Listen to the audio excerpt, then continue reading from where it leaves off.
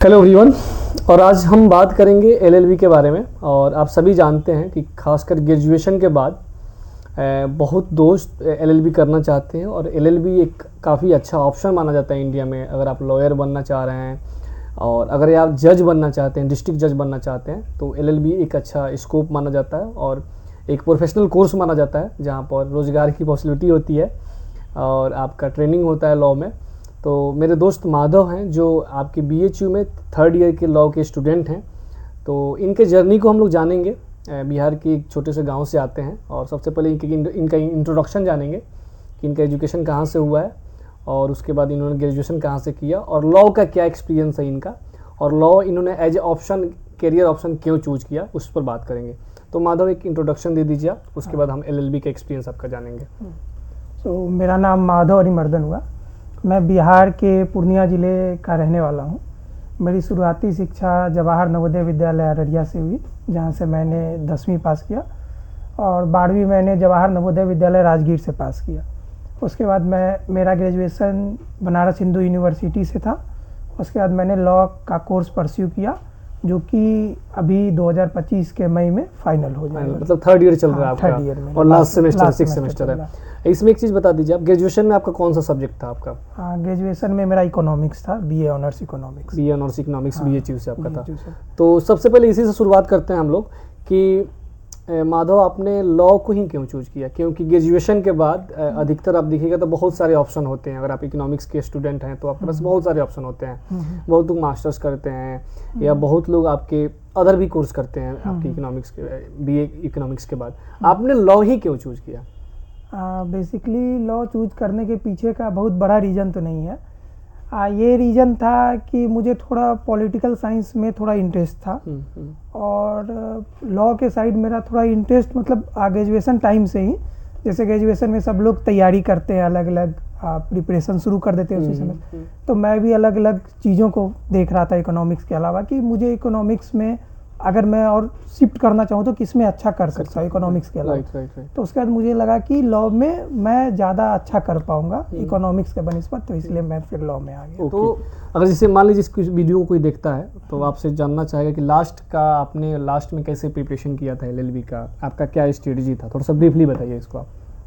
Strategy ये रहा कि सबसे पहले तो एलएलबी जो है जनरल कोर्स में आता है। पहले बीएचयू जब सीयूईटी नहीं आया था तो एलएलबी के लिए अपना अलग एंट्रेंस कराते थे, लेकिन जब से सीयूईटी आया है तो एलएलबी 2022 से डीयू, जेएनयू और जितने भी सेंट्रल यूनिवर्सिटी वो एक जगह एग्जाम्स कॉमन एंट्रेंस उसमें वो जनरल पेपर होता है। जनरल पेपर कहने का मतलब उसमें math, reasoning, GK, GS, English पूछे जाते हैं।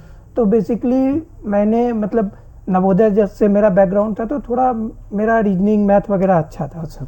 तो मैं उस पर ज़्यादा फोकस किया और जीके और इंग्लिश पे काम किया, तो मेरा सिलेक्शन हो गया। 400 नंबर का एग्जाम हुआ था जिस साल मैंने दिया था, मेरे 268 नंबर। उसमें 100 क्वेश्चन पूछे जाते हैं। 100 क्वेश्चन 4 मार्क्स का होता है। 100 क्वेश्चन थे, एक क्वेश्चन 4 मार्क्स। 100 क्वेश्चन में कितने डिवीजन होते हैं, मतलब कितने? 100 क्वेश्चन में डिवीजन बेसिकली उसमें मैथ रहते हैं, मतलब एसएससी लेवल वाला मैथ, रीजनिंग रहते हैं, जीके रहता है, जीएस रहता है और इंग्लिश का कुछ, मतलब 5 सेक्शन होता है बेसिकली। उस 5 सेक्शन में आपके 100 क्वेश्चन होते हैं। एक क्वेश्चन जो होता है 4 मार्क्स का होता है और 400 क्वेश्चन का होता है। आपका 266 आया था। 268 नंबर। 268 ठीक है।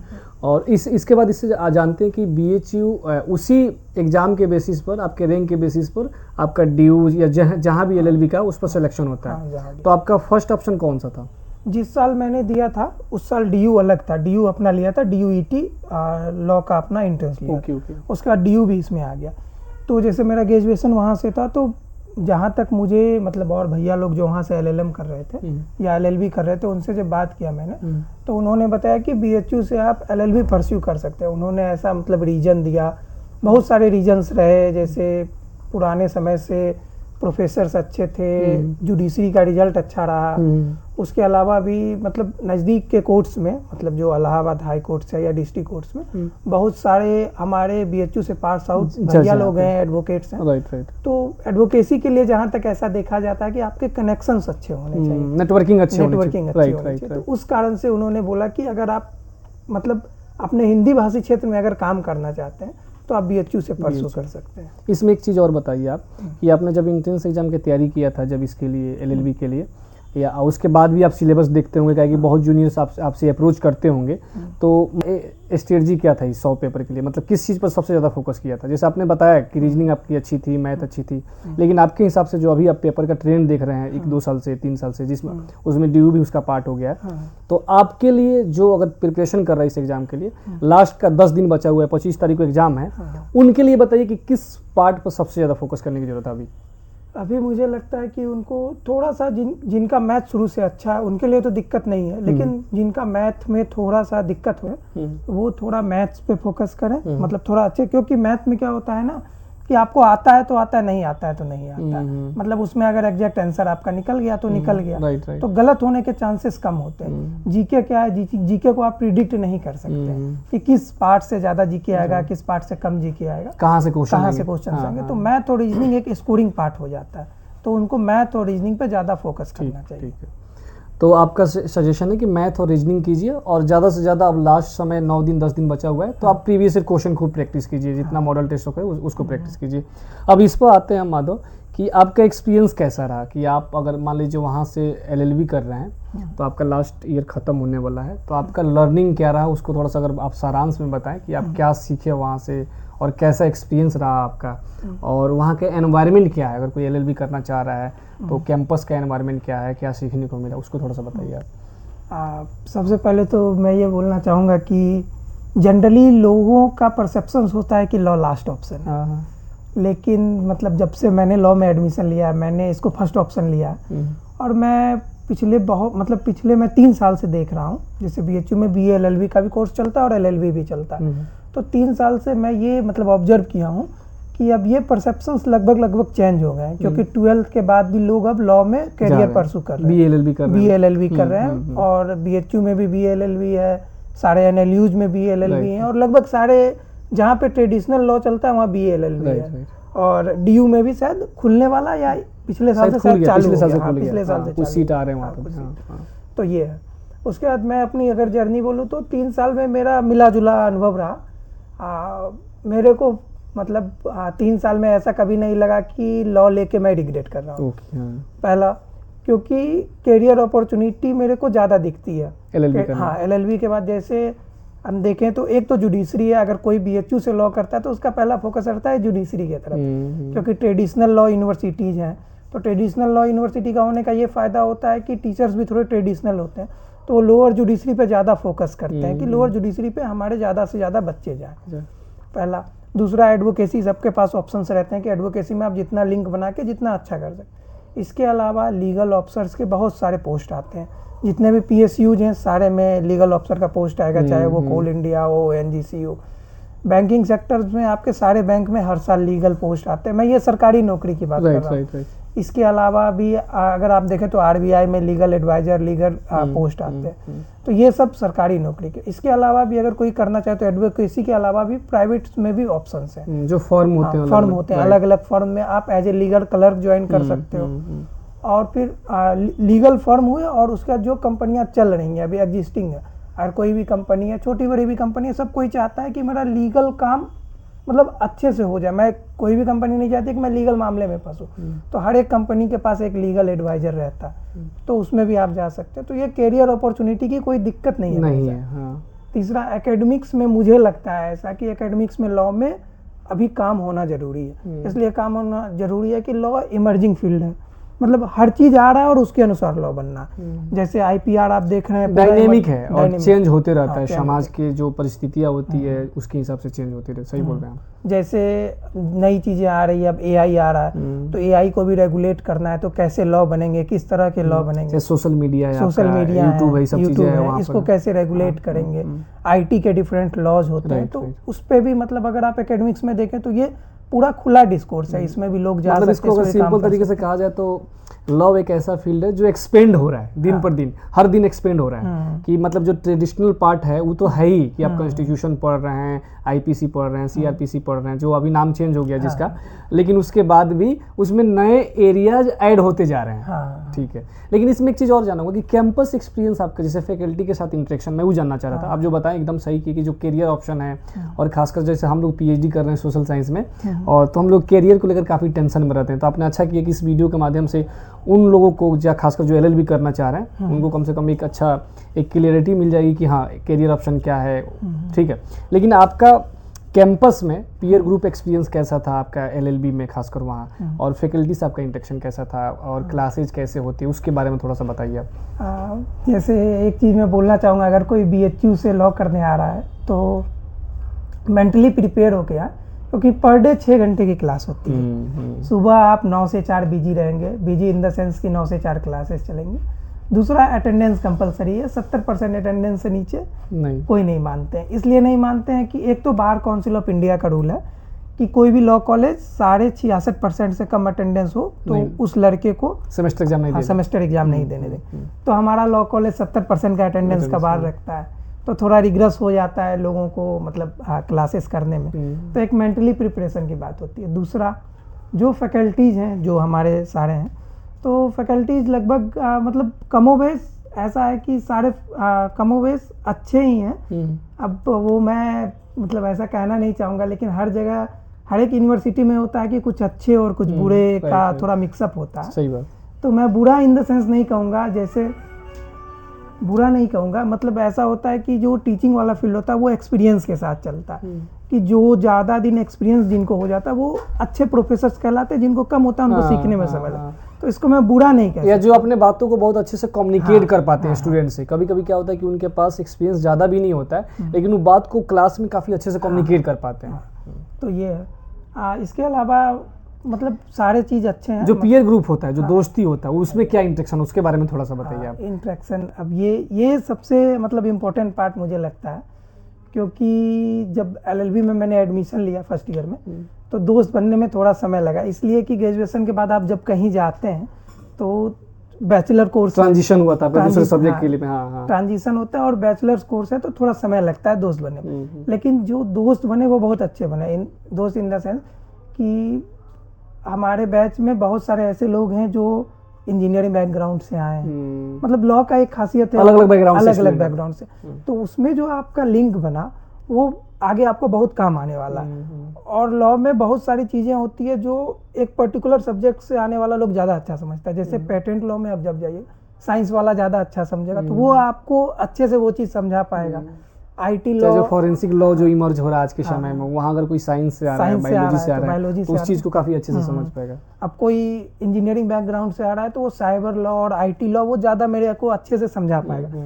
तो ये मेरे को एक अच्छा लगा कि मेरे जो पीयर ग्रुप्स हुए, जैसे मैं इकोनॉमिक्स से था तो थोड़ा मेरे को ट्रेडमार्क वगैरह थोड़ा समझ आता था, लेकिन इसके अलावा जो चीज़ें थी जो नए हैं वो मेरे को समझाने में उन्होंने मदद करने में, टीचर के अलावा उन्होंने बहुत हेल्प किया। तो बेसिकली मतलब जो पीयर ग्रुप्स का जो एनवायरनमेंट है, या पीयर ग्रुप्स इंटरेक्शन जो है वो काफ़ी अच्छा है, एक दूसरे से सीखने का माहौल है। कोई वहाँ सोसाइटी भी है, मतलब लॉ का ऐसा कुछ BHU में? BHU में एक सोसाइटी है, जिसे मुझे लगता है कि सबसे पहले हम मतलब हमारे बनारस हिंदू यूनिवर्सिटी ने प्रोबोनो क्लब शुरू किया था। मतलब प्रोबोनो क्लब कहने का मतलब कि वो फ्री में लीगल एड प्रोवाइड कराते हैं।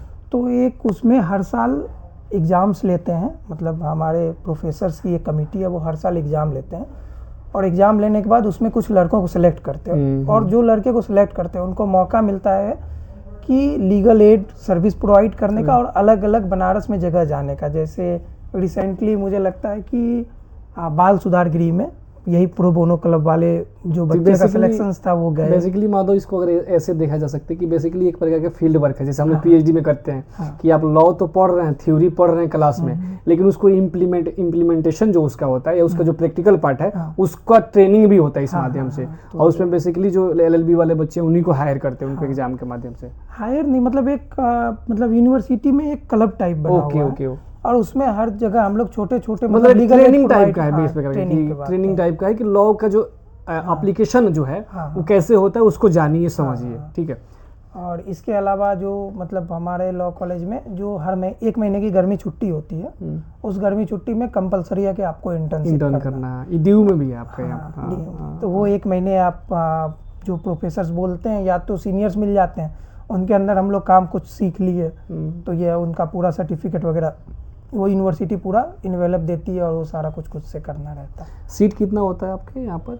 सीट 350 के आसपास सीट्स होते हैं। ड्रॉप आउट भी काफी अच्छा है। ड्रॉप आउट रेट लगभग 300 में मुझे लगता है हर साल 200 लोग को डिग्री मिल पाती है। 200 लोग, बहुत लोग मतलब छोड़ देते हैं उसको। नहीं, कारण है छोड़ने का, एक तो रिग्रेस शेड्यूल है, दूसरा कारण है कि ग्रेजुएशन के बाद भी साइड से लोग तैयारी करते हैं, कुछ का तैयारी कर रहे हैं तो उसमें हो किसी का कुछ निकल गया, दुर्गा निकल गया, कुछ निकल गया तो अपना पीसीएस निकल गया। डिफरेंट एग्जाम है, पीसीएस है, सीएपीएफ है, यूपी पुलिस है, तो अलग अलग सीडीएस भी है, सब है। सीडीएस भी है। इसमें एक चीज आप जानना चाह रहे हो जो बीएचयू के कंटेक्स्ट में है, देख हॉस्टल लाइफ आपका जानेंगे बाद में, कैंपस लाइफ। सबसे पहले कि बीएचयू को जजेज जो सिलेक्शन का हब क्यों कहा जाता है, खासकर आपका जो खासकर एलएलबी है उसको क्यों कहा जाता है? ये तो है कि जुडिशियल फैक्ट्री या जज फैक्ट्री बीएचयू को बोला जाता है। तो इसके पीछे का मेन कारण है ना कि एक तो रिग्रेस पढ़ाई है और दूसरा मेन कारण है कि जो सिलेबस का हमारा डिज़ाइन है, तो जो हमारा सिलेबस का डिज़ाइन है वो बिहार पीसीएस और यूपी पीसीएस के सिलेबस से लगभग मैच करता है। तो ये क्या होता है कि जब हम सेमेस्टर में जब पढ़ाई करते हैं तो 50-60% सिलेबस वहाँ हम लोग लगभग कवर हो जाता है, तो हमें एक्स्ट्रा एफर्ट्स कम लगते हैं। अलग से पढ़ने की जरूरत नहीं पड़ती है। वहाँ का जो सिलेबस जो है और जो जुडिशियरी का सिलेबस है, खासकर जो आपके स्टेट लेवल पर यूपी का, बिहार का होता है, उस सिलेबस काफ़ी ओवरलैपिंग है। तो जब आप अपने कोर्स का सिलेबस कवर करते हैं तो ऑटोमेटिकली आपका 60 से 70% कवर हो जाता है आपके जो जजेज का एग्जाम में होता है ना, यही ना ये है। और दूसरा है कि प्रोफेसर्स का बहुत बड़ा मतलब सहयोग हमारे साथ। मतलब आप किसी भी एग्जाम को लेके सर से डिस्कस कर सकते हैं एनी टाइम कि सर मुझे जुडिशरी की प्रिपरेशन फ्रेंडली एनवायरनमेंट है काफी, कैसे करूँ, तो वो सर गाइड करते हैं अच्छे से, आपको क्या पढ़ना है, नहीं पढ़ना है, कैसे पढ़ना है। सीनियर भी काफ़ी होंगे जो जजेज, जैसे मान लीजिए कि अगर मान लीजिए मैं जैसे सीपीएस में पढ़ रहा हूँ और सीपीएससी हर साल अगर 10-15 अगर मान लीजिए यूपीएससी कोई निकाल रहा है तो ऑटोमेटिकली है कि मैं सीनियर से कनेक्ट में रहूँगा तो वो भी गाइड करेंगे मुझे कि आपको ये पार्ट है जो है इस पर फोकस करना चाहिए, इसको छोड़ देना चाहिए, आपको प्रीवियस ईयर पेपर। तो एक सीनियर का भी नेटवर्क बन गया होगा आपके वहाँ पर। ये भी जैसे अलुमनाई मीट का भी हमारे यहाँ बहुत बड़ा असर पड़ता है। जैसे पिछले 3-4 साल से मतलब पर ईयर मुझे लग रहा है 150-200 अलुमनाई आता है। ऐसे है तो बहुत सारे अलुमनाई सुप्रीम कोर्ट में भी हैं, लेकिन 200 के आसपास सब साल आते हैं, जिसमें डिफरेंट बैकग्राउंड से रहते हैं। तो उसमें भी जजेस वगैरह जो रहते हैं उनसे बातचीत करके एक मतलब मोटा मोटी एक आइडिया मिल जाता है कि हमें कैसे प्रिपरेशन करना चाहिए, किस एरिया पे ज़्यादा फोकस करना चाहिए और किस पे कम फोकस। क्योंकि मतलब हर स्टेट का एक अपना पैटर्न है। किसी स्टेट में जैसे दिल्ली में देखा जाए जो डीजीएस का, तो ये थोड़ा एप्लीकेशन बेस्ड क्वेश्चंस पूछते हैं, जो केस स्टडी टाइप का।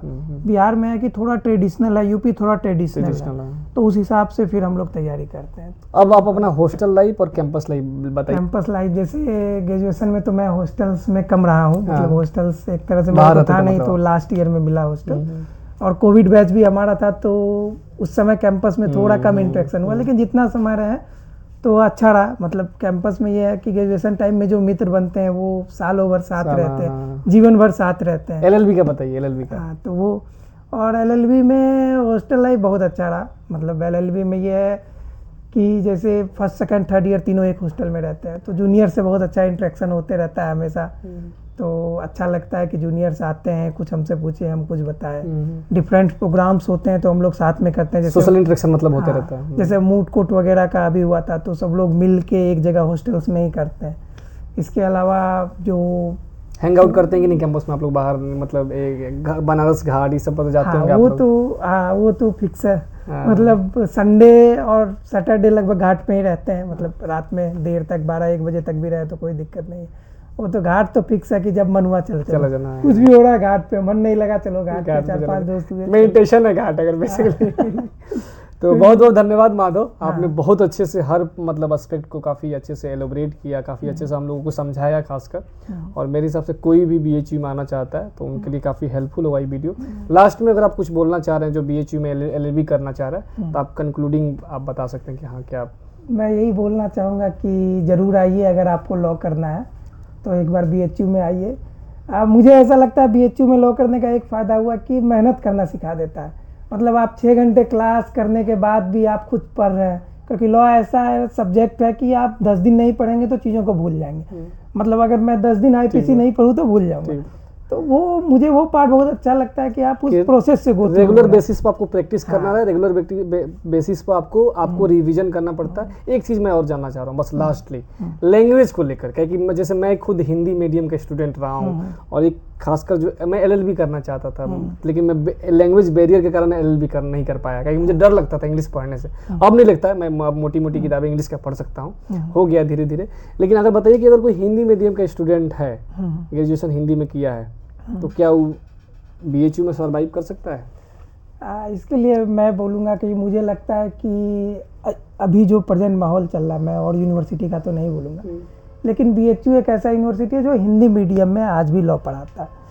मुझे भी लगता था कभी जब मैं लॉ में आया कि हिंदी मीडियम में लॉ पढ़ाने का क्या ज़रूरत है, क्या इसका स्कोप है, कुछ स्कोप नहीं है, क्योंकि हाई कोर्ट्स और सुप्रीम कोर्ट्स में इंग्लिश ही चलता है, आर्गूमेंट होता है। हाँ, हाई कोर्ट्स में मतलब कमोबेश देखे तो जो बिहार वाले मतलब जो हिंदी बेल्ट के उसमें थोड़ा हिंदी चलता भी, सुप्रीम कोर्ट पूरा मेजरली जो इंग्लिश में इंग्लिश में चलता है। तो इस पे मैं बहुत सोचा, मतलब जो हिंदी मीडियम में लड़के वहाँ आते हैं हिंदी मीडियम की क्लास की संख्या, तो फर्स्ट बात है कि हिंदी में पढ़ाई होती है, ठीक है। और टीचर्स इतने अच्छे हैं, जितना अच्छा वो इंग्लिश बोलते हैं उतना अच्छा हिंदी बोलते हैं। अगर वो हिंदी मीडियम में पढ़ा रहे हैं तो एक शब्द इंग्लिश नहीं बोलेंगे। ओके, टीचर बोलता है आप हमसे हिंदी में क्वेश्चन पूछोगे, मीडियम वालों को डरने की जरूरत नहीं है। BHU में आपकी स्वागत है, और आइए हिंदी में आप लॉ LLB कीजिए। और मतलब जब मैं मतलब जो हमारे बैच से भी लोग हिंदी में लॉ कर रहे हैं और जूनियर्स भी हैं, तो एक दिन किसी ने बोला कि भैया हिंदी में लॉ पढ़ेंगे, स्कोप नहीं, तो मैं बोला आप इंग्लिश सीखिए।